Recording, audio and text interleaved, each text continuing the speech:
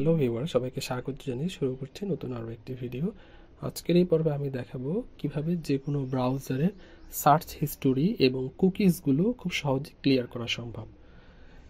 এই জন্য আমরা গুগল ক্রোম ব্রাউজার ওপেন করে নিচ্ছি, দেন 3 ডটে ক্লিক করে এখান থেকে খুঁজে বের করতে হবে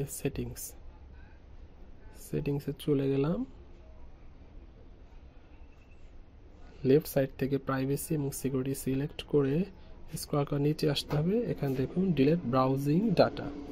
এখানে চলে আসার পরে browsing history, cookies and other site data, cached image এবং ফাইল, আপনি চাইলে যে কোনো একটি অথবা একাধিক ডিলিট করতে পারেন। যেটি ডিলিট করবে সেটা সিলেক্ট করে ডিলিট ডেটায় ক্লিক করবেন। বাস, আমার সার্চ হিস্টোরি, কুকিজ এবং অন্যান্য যত ধরনের ক্যাশ মেমোরি ছিল সবগুলো ডিলিট হয়ে গেল। থ্যাংক ইউ ভিডিওটি দেখার জন্য।